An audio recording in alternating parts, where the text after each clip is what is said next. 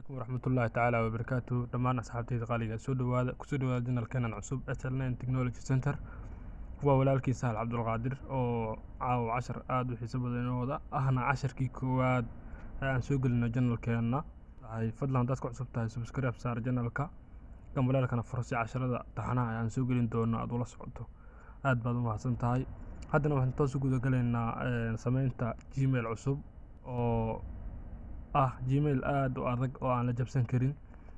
fadlan ila socda iskuna day inaad samaystaan Gmailkaas. marka ugu horeysa soo furo browserka la yiraahdo Gmail oo Gmailka laga galo.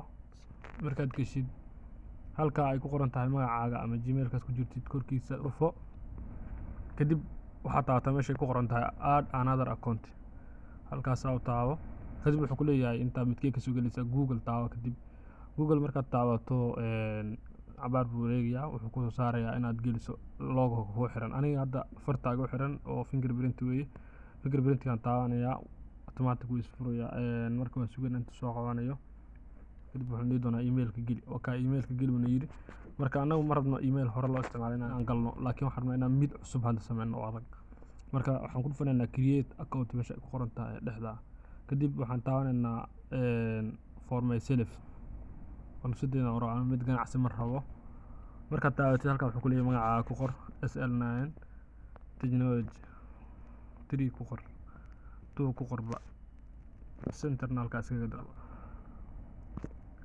marka inta ku dhufato wuxuu ku leeyahay waqtiga iyo bisha dhalatay waxa diidiiba ka dhig genderka male ka dhig ama female ama or not inta waa dhig ka daa dheh.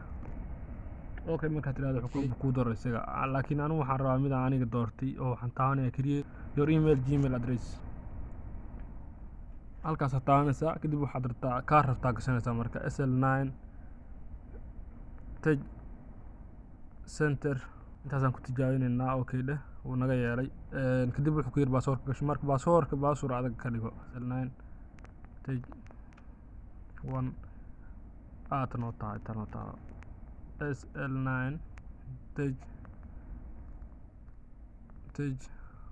1 yaad naga ogolaaday. saas ku samaysid Gmail-kii wuxuu ku leeyahay ma rabtaa inaad ku isticmaashid mobile-kan sign in dheh next dheh. marka uu ku geliyaa hadhow hoos soo deg wuxuu ku leeyahay inaad leedahay adiga dhatadaada ku xiriirsan ka dhawaxaas dhan aad rabtid inaad controlshid. ayaa grid anaa controlnaya anaa wixii ku xiriirsanaya anaa maamulanaya ayaa grid dhawaanay. kadib saas kugu shaqeynaya Gmail-ka cusbaa.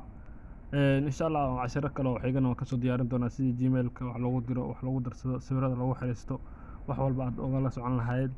intaas oo dhan insha Allah waa idin soo gudbin doonaa oo casharo taxane ah waa idin sameyn doonaa oo badan.